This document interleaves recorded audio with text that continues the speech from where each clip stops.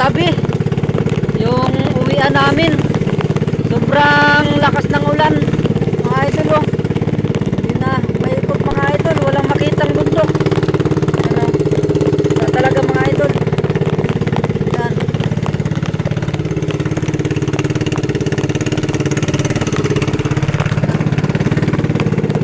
Walang makitang bundok. Ay sana lumiwanag. At walang makitang bundok. Ay bawi na tayo mga idol eh. At masama ang panahon. Ayun naman ay hindi natin makita yung daan. Yung kuwan, yung tabi.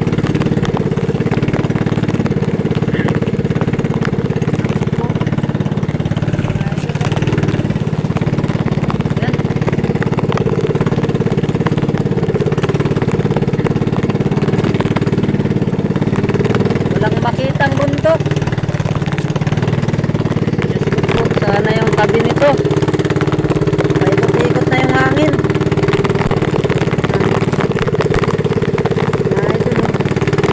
Lakas ng ulan. Paikot yan mga idol. Walang makitang bundok. Kaya sundan na lang natin yung hampas ng alon. At para maano natin yung tabi. Ano? Dito medyo maliwanag mga idol, pero wala din makita. Yan. Dito. Galing lakas. Yan.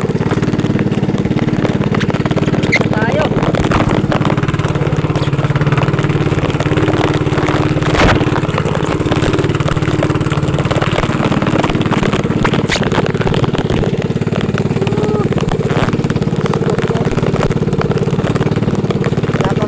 Kasabay.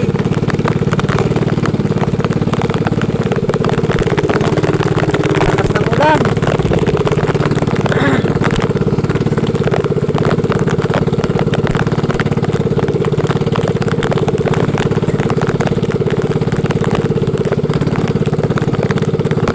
Nga pala yung ninatid natin bangka kanina ay galing doon sa kanila ay kulang-kulang 10 miles ang layo galing sa tabi. Galing doon sa kanila papunta sa amin ay kulang-kulang ng 10 miles ang layo. At ngayon mga idol hindi ko na makita yung daan ay yung tabi at sobrang lakas ng ulan mga idol maikot, hindi wala ka makitang bundok. Tansyahan na lang ito.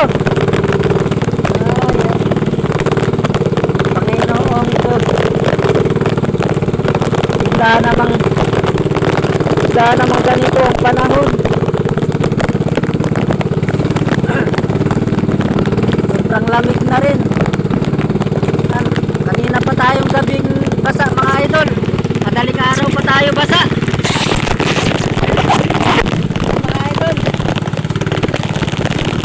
Madaling araw pa po tayo basa mga idol no. Yan. Shoutout pa rin sa inyo mga idol.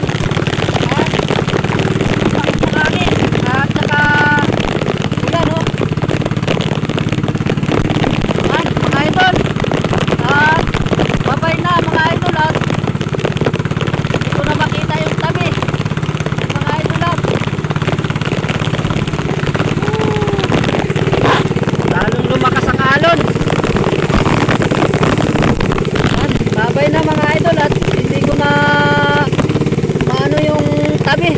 Wala na ako makita. Ito yung kinakatakutan ng naming mangingisda, yung lakas at saka hindi na makita yung tabi. Yan mga idol no, babay na at hindi na talaga makita ang tabi.